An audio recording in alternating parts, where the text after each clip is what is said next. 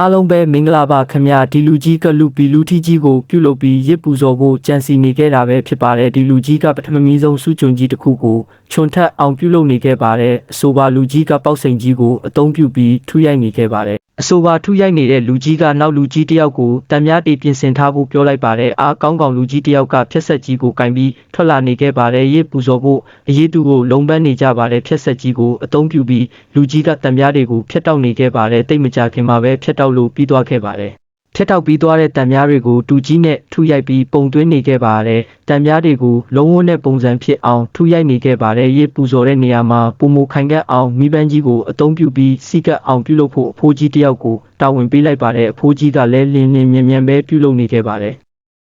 အခုဆိုရင်သူတို့ရဲ့ရစ်ပူဇော်တဲ့လုပ်ငန်းစဉ်အတွက်အားလုံးကတက်ညီလက်ညီစူးစမ်းနေခဲ့ရပါတယ်လူကြီးကအိတ်ထဲကပစ္စည်းတွေကိုတစ်ခုချင်းထုတ်ယူနေခဲ့ပါတယ်တံပြားဝိုင်းတွေကိုပိုက်တူလေးနဲ့ဆက်ဖို့အဆိုပါလူကြီးကစူးစမ်းနေခဲ့ပါတယ်တံပြားတွေကိုပုံစံတကျဆက်ဖို့အဝိုင်းပက်လဲကိုမိပန်းကြီးနဲ့အပူပေးနေခဲ့ပါတယ်လူကြီးကအဝိုင်းအားလုံးကိုအချိန်ခဏအတွင်းမှာဆက်ပြီးခဲ့ပါတယ်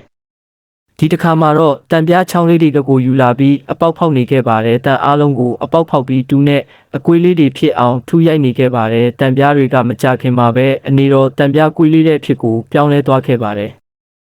ဒီတစ်ခါမှာတော့သူကတံပြားချောင်းလေးတွေကိုယူလာပြီးအပေါက်ဖောက်နေပါတယ်သူဟာတတုံးတွေကိုတစ်ခုချင်းစီဖိဖောက်ပြီးတူးထွင်းနေပါတယ်တန်ကိုတိတိကျကျတိတိကျကျဖောက်ဖို့ကြိုးစားနေခဲ့ပါတယ်အန်အောစရာလူကြီးကလုံးဝအောင်လှုပ်ထားတဲ့တံပြားဝိုင်းတွေကိုကတော့ခြုံပုံစံခွက်ကြီးနဲ့ပုံမလုံးဝပေါင်ပြုလုပ်နေခဲ့ပါတယ်သူကချိတ်ဆက်မှုလွယ်ကူစေဖို့တံပြားအစွတ်တွေကိုအနှဲငယ်ပြားပြီးချိတ်ဆက်နေခဲ့ပါတယ်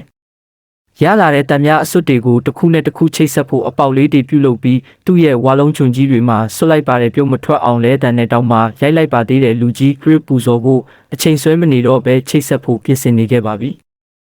ဒီလူကြီးကတဖြည်းဖြည်းချိတ်ဆက်လာခဲ့တာထိတချောင်းပုံစံပေါ်လာနေခဲ့ပါပြီနောက်ဆုံးမှာတော့ဒီလူကြီးရဲ့အစင်စင်ချိတ်ဆက်မှုနဲ့ပဲထီးရွက်မပါတဲ့ထီးကြီးတစ်ခုဖြစ်လာခဲ့ပါပြီဒီလူကြီးကလည်းရယူစော်ဖို့အာမန်အပြည့်နဲ့လှုပ်ဆောင်နေခဲ့ပါတယ်နောက်ဆုံးမှာတော့အစင်သစ်လှုပ်ထားတဲ့ထီးရွက်ကြီးကိုယူလာခဲ့ပြီးအောင်မြင်ပဲချိတ်ဆက်နိုင်ခဲ့ပါပြီအခုဆိုရင်သူတို့တေလဲရပူဇော်ဖို့အစင်သစ်ဖြစ်လို့နေခဲ့ပါပြီဘလူးကြီးကတိကိုအလွယ်တကူစောင်းလို့ရအောင်အိမ်အပြင်ကိုယူပြီးချထားပေးခဲ့ပါတယ်အားလုံးကိုကျေးဇူးတင်ပါတယ်